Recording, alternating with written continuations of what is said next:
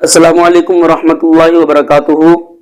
آج کے دور کا سب سے بڑا مسئلہ، ہر کوئی یہ سوال کرتا ہے کہ مولانا صاحب ہم بہت زیادہ ذہنی ٹینشن میں، ڈپریشن میں مبتلا ہیں۔ اب ذہنی ٹینشن اور ڈپریشن میں مبتلا ہونے کی وجوہات مختلف بیان کرتے ہیں۔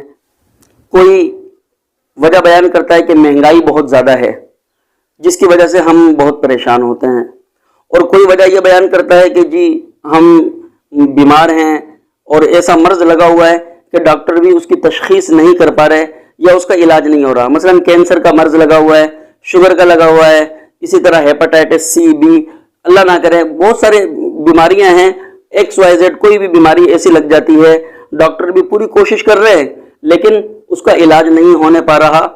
تو اب وہ کہتے ہیں کہ ہم بہت زیادہ ٹینشن میں ہیں۔ تو اس کا حل کیا ہے جناب؟ دیکھو سیدھی سی بات ہے، وہ ایک کسی نے کیا خوب کہا، نہ دنیا سے، نہ دولت سے، نہ گھر کو آباد کرنے سے دل کو سکون ملتا ہے خدا کو یاد کرنے سے۔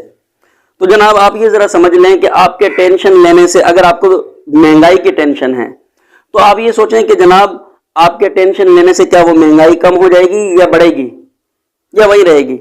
مثلا پکوان 500 روپے کلو ہو گیا، تو آپ اگر ٹینشن لیتے ہیں مہنگائی کی تو بتائیں کیا آپ کے ٹینشن لینے سے وہ پکوان سستا ہو جائے گا؟ اسی طریقے پر اب میں دوسری طرف آتا ہوں کہ اگر آپ کو ٹینشن ہے بیماری کی، آپ کو اللہ نہ کرے شوگر ہو گیا ہے، کینسر ہو گیا ہے، اب آپ یہ جو ٹینشن لے رہے ہیں شوگر کی، کینسر کی، تو کیا آپ کے اس ٹینشن لینے سے وہ بیماری آپ کی ختم ہو جائے گی؟ اگر آپ کے ٹینشن لینے سے مہنگائی ختم ہو جاتی ہے، بیماری ختم ہو جاتی ہے تو بے شک آپ ضرور ٹینشن لیں، لیکن اگر آپ کے ٹینشن لینے سے وہ بیماری ختم نہیں ہوتی، وہ مہنگائی ختم نہیں ہوتی، تو میں سمجھتا ہوں دنیا کا ہر عقل مند انسان آپ کو یہی بولے گا کہ جتنا ہو سکے آپ صبر کریں، ٹینشن نہ لیں۔ اللہ تعالیٰ نے قرآن پاک میں کیا فرمایا؟ لِكَيْ لَا تَأْسَوْا عَلَىٰ مَا فَاتَكُمْ، کہ جو چیز تمہارے ہاتھ نہیں آ رہی، فوت ہو گئی، اس پر ٹینشن نہ لو، افسوس نہ کرو، جو ہوگا دیکھا جائے گا۔ ہاں جو ہوگا دیکھا جائے گا۔ اگر آپ بیمار ہیں اللہ سے مانگیں، دعا مانگیں، یا اللہ مجھے ٹھیک کر دو، بس نماز کی پابندی کریں، دل اللہ سے اندر سے مطمئن کر دے گا۔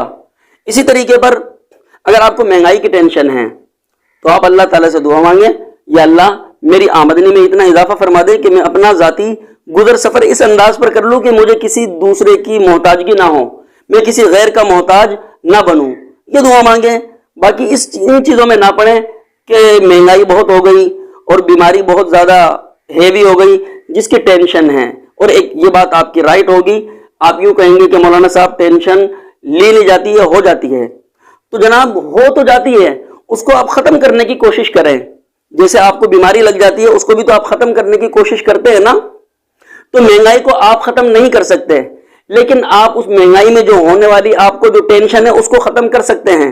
اور اس کا طریقہ یہ ہے کہ آپ جو ہے نا اپنی ذاتی محنت کریں جتنا اللہ نے آپ کو اختیار دیا ہے، اور کم پر گزارا کریں، صبر سے کام لیں، اللہ پہ بھروسہ رکھیں۔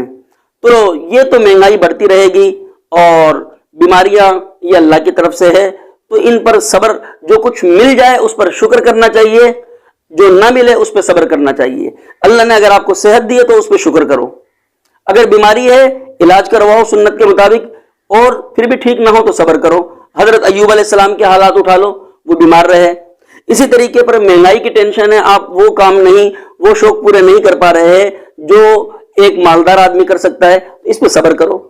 غریب لوگوں کے حالات کو دیکھو، صحابہ کرام کی اکثر تعداد غریبوں کی تھی، نبی علیہ الصلوۃ والسلام نے غربت میں زندگی گزاری، تو کیا وہ سارے ٹینشن میں رہتے تھے؟ نہیں، ہم سے بہتر زندگی گزار گئے، ہمیشہ کے لیے جنت میں چلے گئے۔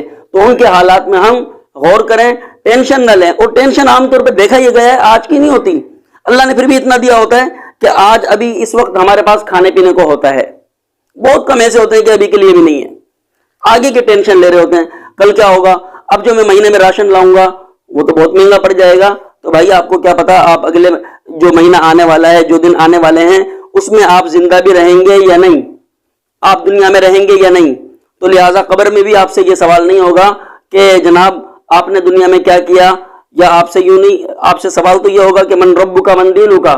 تو آپ وہاں پر اگر یوں جواب دیں گے کہ جناب مجھے عبادت کا اس لیے موقع نہیں ملا، میں تو بیمار تھا، یا महंगाई की वजह से मैं इबादत नहीं कर पाया, आप बताएं क्या आपका ये जवाब वहां काबिल कबूल होगा या नहीं?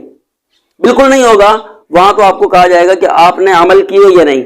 आप हमने अमल किए होंगे तो आप जवाब दे पाएंगे, वरना जवाब नहीं दे पाएंगे। तो आज के मेरे इस टॉपिक का, इस बयान का मकसद ये है कि हालात से हमें डरना नहीं, लड़ना सीखना चाहिए। महंगाई हो गई, मेहनत ज्यादा करें, थोड़े पर गुजारा करें, क्योंकि हमारे इख्तियार में सस्ताई करना नहीं है। इसी तरह बीमार हो गए, हमारे इख्तियार में इलाज करवाना है, लेकिन ठीक होना नहीं है। सब्र से काम लें, अल्लाह पर भरोसा रखें, अल्लाह रब्बुल आलमीन हमारी गैब से मदद करेगा अगर अल्लाह से हमारा ताल्लुक होगा। और याद रखना, अगर अल्लाह से ताल्लुक नहीं होगा तो फिर क्या होगा? बहुत सारे लोग हैं जो यही काम कर रहे हैं।